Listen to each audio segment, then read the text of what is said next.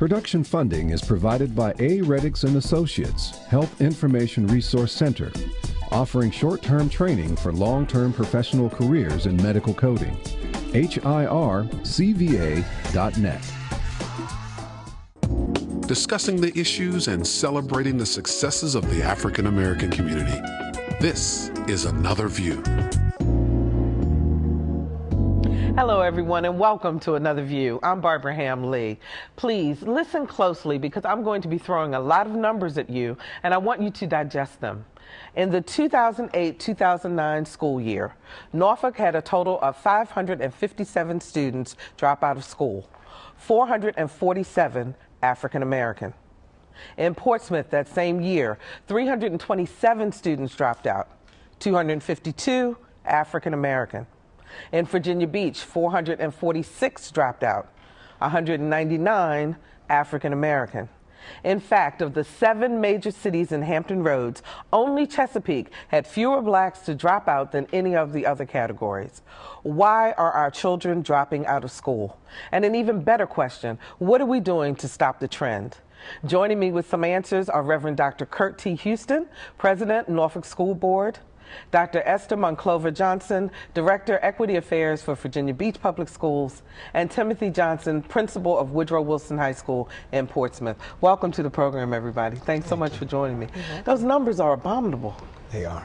And it's scary. What's going on that's making our kids not want to complete high school? Well, this is a very complex issue with a lot of causes, and I don't know that I would say that our children don't want to complete school, but there are a lot of issues that play into this, and just to mention a few, of course, low achievement, and low math and reading skills. If our children are not reading or performing on grade level early on in school, that's an indicator of what will happen as they progress in the older years and through secondary school.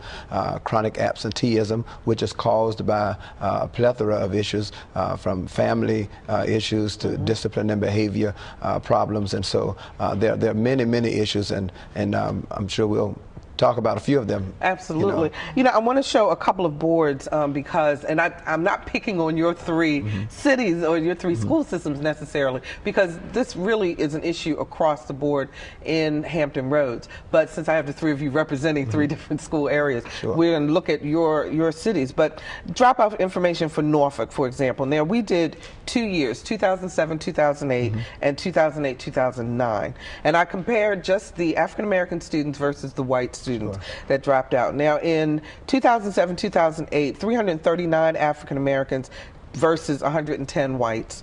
447 in 2008, 2009 versus 94. So it went up from 2007-8 to 2008-9. Portsmouth, 260 in 2007 versus 72 whites. 252 in 2008 versus 67 whites. Virginia Beach, which was the closest in numbers, which I was kind of surprised to see. In 2007 and 8, African Americans 171 versus 188 whites, and that was the only city that actually had more whites to drop out than blacks. But in 2008 and 9, 199 and 195. So the trend seems to be going in the wrong direction. Timothy, you've taken a close look at this as principal of a high school. What are the kids telling you? Why are they walking away? Well, there are a lot of factors. I think there is no one reason why the students are not attending school. However, we're just not looking at the African Americans. We're looking at all of the students because we're concerned we don't want to lose anyone. So our goal is for everyone to achieve. But isn't it true that more African Americans are leaving than other races? Well, yes, that is true. But then you also have to look at our African American population is larger in Portsmouth. So therefore, that's going to be, if it's an issue with that, it's going to be more African Americans anyway. But we have dissected the data, and we've analyzed how we can help our children, all of them, achieve academic success. So we're excited about the challenge that we're facing, but we're happy to know that we're going to make the 85% in a couple of years. Because now nationwide, in terms of graduation rates, if I'm not mistaken, I believe nationwide it is 47% of black boys graduate versus 73% of white boys. Now, and I bring up boys because it seems to be that a big disparity in terms of males. 78% nationally versus 47%. We do better in Virginia. Right. A little bit better. 49% of our males graduate versus I believe it's 73. That's correct. Is that okay? So, but there's such a big gap. Again, Esther, when you look at boys and you work with a lot of African American males, I mean, is there one, I don't know, particular thing?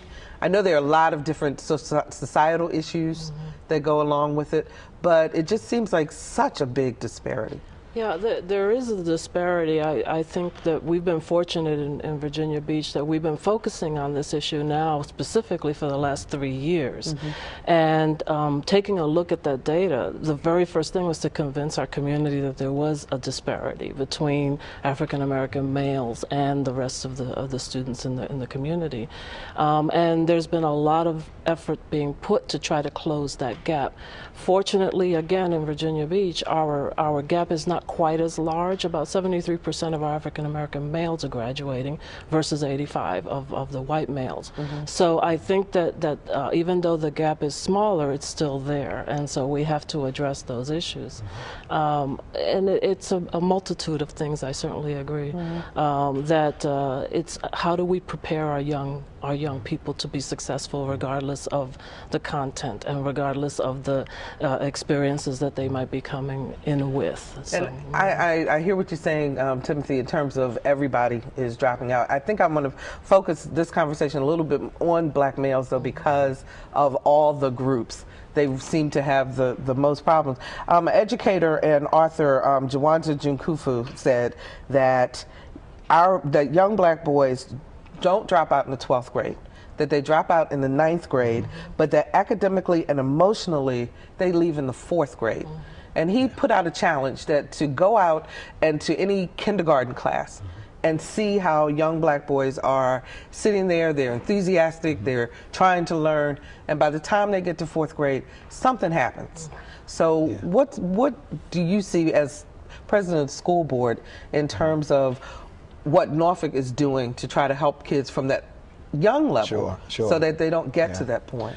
And there are a lot of entry points that we have to look at in terms of intervention. It starts with early childhood education, making sure that our children are prepared early on at the age of 3 or 4 years old with the basic skills for learning, those foundational skills. That's where it really starts. And of course, the prison pipeline is often quoted as saying if kids are not reading on grade level by grades 3 or 4, that the likelihood that they may wind up in the criminal justice system certainly escalates at that. They actually use those stats to decide how to build and when to build prisons.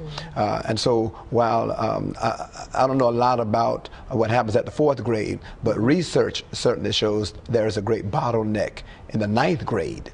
And that there's a greater indicator, even at the 9th grade level, of those who repeat the 9th grade, that the students who repeat the 9th grade are far less likely to graduate, not just far less likely to graduate on time, far less likely to graduate, period, at all. Exactly, those who repeat the 9th grade.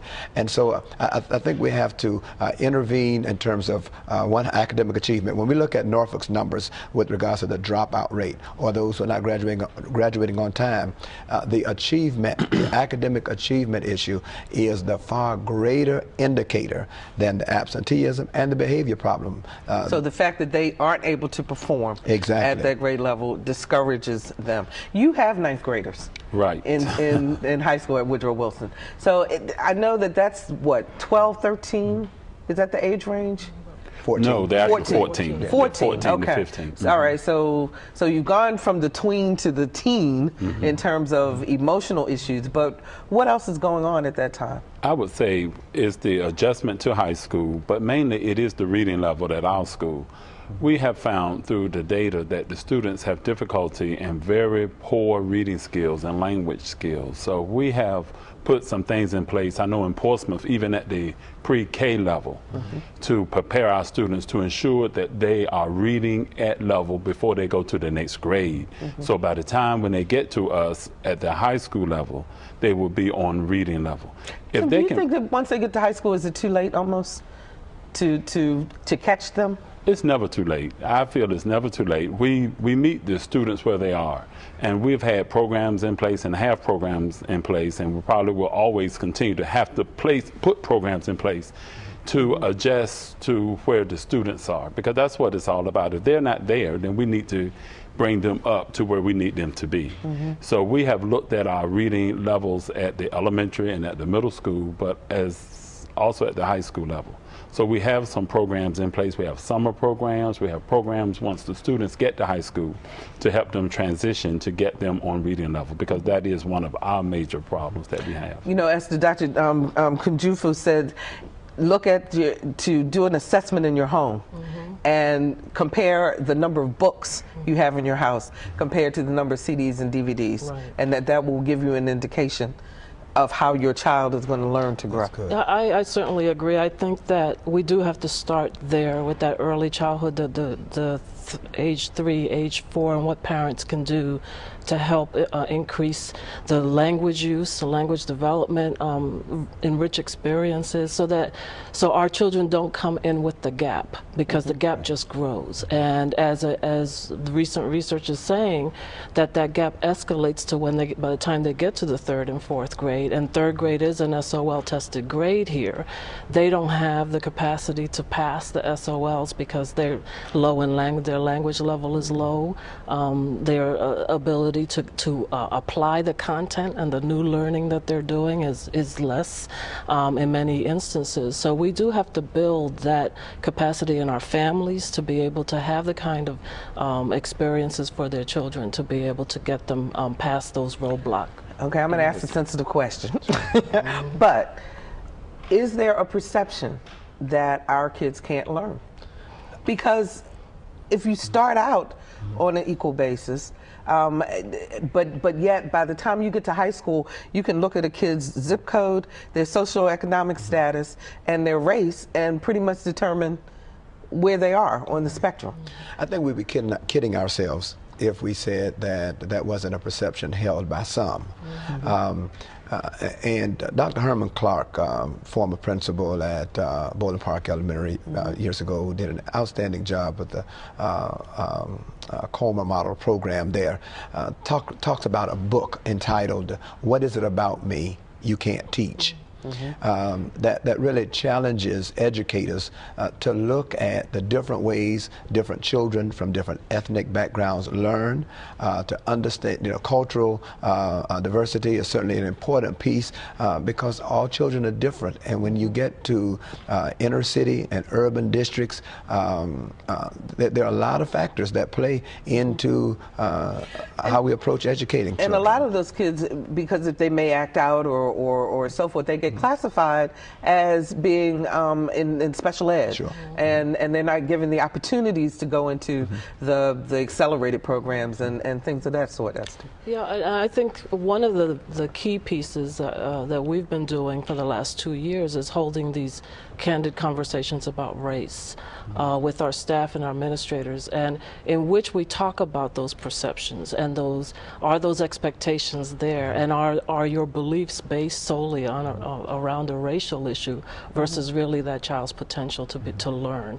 Are you being a roadblock to access to gifted and advanced classes? That's really interesting. Are you all doing that in the other districts? Because I know that people our age, I can hear story after story after story of someone saying, the guidance counselor told me I couldn't go to college, I couldn't, I need to go to trade school, I couldn't do this or that. Is that still being said in schools today to our kids? It's certainly not encouraged. I wouldn't doubt that it's being said, but we try to make sure our students have many opportunities through career and technical education programs. We realize everyone can't go to college. Right.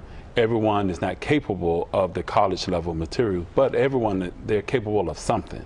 So what we have done in Portsmouth is try to implement some programs to give them choices and opportunities.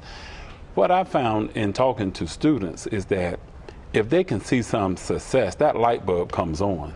And once that light bulb comes on, they're going to do whatever it takes to get their academic success. So we have implemented career and technical programs, and we've tried to give them those opportunities early. So that, let's say if a student is interested in early child care, they can get in an early child care program, and then if they can start achieving in that classroom, then they're going to do well in their core areas. So it's all about self-fulfillment and feeling good about themselves early. If they feel like, well, I have this hurdle to go over before I can get to there, and if I can't read, then I can never get to there. But if I have something I'm interested in, they're going to do whatever it takes. It's almost like sports. If a kid loves basketball, if you let him play basketball and then take him off the court and put him in the classroom to do some things, then he's going to achieve. Because so he it's feels all good about, has higher self-esteem based on being able to play ball first. Dr. Houston, I know that in Norfolk they've been really cracking down on the truancy issue to help to make sure that kids are in school, and I'm sure that's true for all the districts. But then you have a situation like the young man back in December, who unfortunately, was on his way to school, and so where's that balance? Well, now, of course, with the incident with Dominique a few weeks ago, I think we all agree in the community that that situation was handled the wrong way. But in terms of dealing with truancy and absenteeism, we have attendance technicians in the school that are really monitoring our children's attendance and making both phone calls and visits to the homes where we begin to see those warning signs of chronic or potentially chronic absenteeism, because that is a major issue. If a child isn't in school, obviously they can't learn, and they aren't going to graduate. And so we're putting a great deal of emphasis in the area of attendance and monitoring it, and trying to intervene early on. That was I was talking with school board member Benita Billingsley Harris, who was on the Chesapeake School Board, and she was telling me that that was one of the things that Chesapeake is doing, is having a very active truancy office of truancy, and making sure that they try to catch these kids in the beginning. How important is it for us to still work with those who have given up? Well, I think I can start with you and go down the line. Okay. Certainly there's the proactive piece to seeing the warning signs. We have a program now called Virginia Early Warning Signs that provide a list of indicators at all levels, from elementary to secondary, that we're looking at to try to catch them before they drop out. From elementary. Exactly. But even after they drop out, we're using now a social network to try to track the kids and get them back into school through Facebook and other social network opportunities. And we also have a credit recovery program, NovaNet, where our children who have fallen behind can recover some of those credits. It's a computer software program, and if they have enough seat hours, they can go right on and onto that program and show mastery of the skill. And for some it may take a week, for others it may take a month, but they've already had the contact hours in the class, and it enables them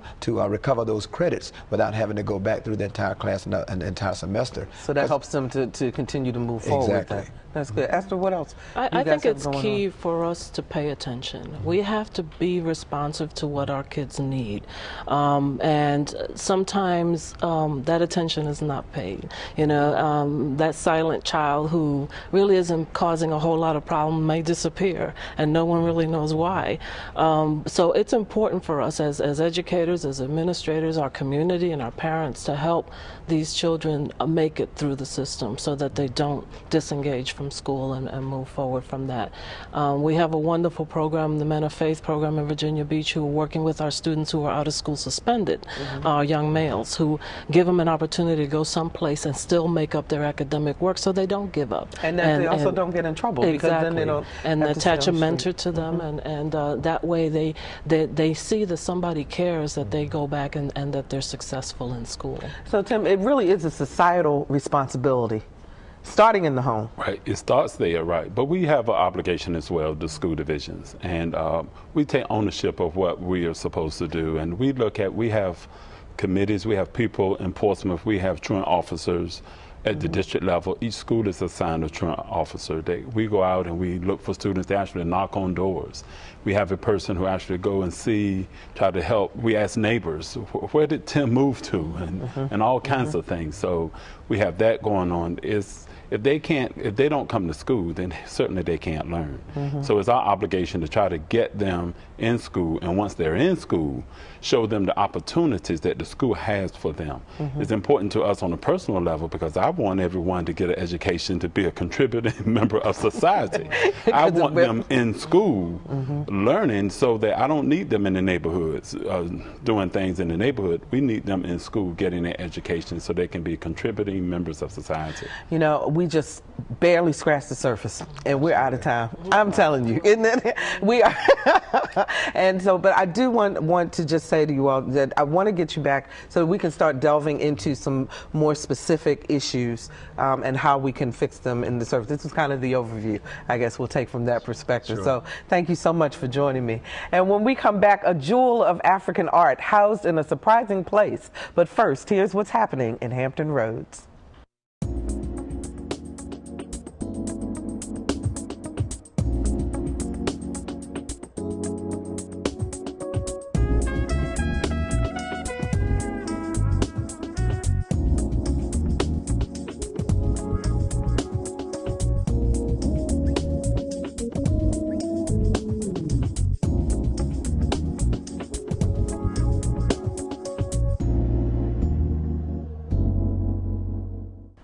Nestled in the heart of Portsmouth's Cavalier Manor community is a wonderful treasure filled with wonderful treasures. In fact, you may have ridden right by the Singletary Gallery and African Art Museum without ever knowing what an amazing collection of art and culture is housed inside. Our Lisa Godley gives us an up-close look at the museum and the man who makes it all possible. If you aren't sure where you're going, you might miss the Singletary Gallery and African Art Museum. But once inside, it's clear to see that this is someplace special. Everywhere you look, beautiful artwork is displayed, which could explain why so many of the artists who have work here keep coming back. There's a lot of work here, and everywhere you look, there's something in here. When I first walked in here and saw the gallery, I was just overwhelmed by all the art and culture and energy that's here. To me, it was just an uplifting moment for being able to see such great African-American art all collected in one place. And I mean, I started looking at names like Ona Bakpaya, people like that, who are very top artists in their own rights and from their own countries. You can actually see every realm of art in this studio. Even though the African art is the primary, there's still something for everybody. I'm very fortunate to have this kind of a gallery in my childhood neighborhood. Here, you can see work from local artists to international ones. And the man who makes all this possible is Dr. Richard Singletary, who puts his Doctor of Philosophy degree in art history to good use. I've been to Europe and places like that, but the works that I have here are mainly from Africa. One of his prized possessions is a section devoted to more than 100 pieces of art acquired by Old Dominion University Professor Emeritus Charles Kenneth Sibley. Sibley's collection was compiled over a 50-year period and includes works from such places as Ghana, Liberia, and the Congo. Dr. Singletary transformed a modest home into a world-class art gallery over 30 years ago. Here, visitors can see pieces dating from as far back as the late 1800s up to the 21st century. A lot of people come, they bring from the high school, they bring their students to see the works and to talk about it. Sometimes it's one or two adult people come to see the works. I've had over 2,000 people to come through here. Ambassador-in-Residence at ODU, Bismarck Myrick, says he learned about the gallery while he was in West Africa. Came over to find this very precious jewel of a collection of art and culture. This is a collection that is just valueless. And he showed us his favorite work of art. The colors, the shades, just kind of strike me as being something of significance and of deep cultural importance. It's a cultural shock when they walk in to see the different types of works, different individuals, different styles, techniques, and that type thing. I think a lot of people will get much more than they bargain for when they come here. As people come here, even if they're not artists, they will get a love for more styles than they ever even thought about. Well, if someone wants to see some of Africa or Europe or any place around, they can come here to see the work. For Another View, I'm Lisa Godley. Looks like a great place to visit. I hope you noticed our new look this week. WHRO is celebrating 50 years in Hampton Roads, and all of our programs, including Another View, have a new look. If you like this show, please let us know by going to our website, www.anotherview.tv, and signing up for our eView newsletter. Or you can go to Facebook and become a fan. Or better still, join WHRO. Your membership ensures that programs like Another View continue, and we thank you for your membership. And we'll see you next time for Another View. Production funding is provided by A. Reddix and Associates, Health Information Resource Center, offering short-term training for long-term professional careers in medical coding. HIRCVA.net.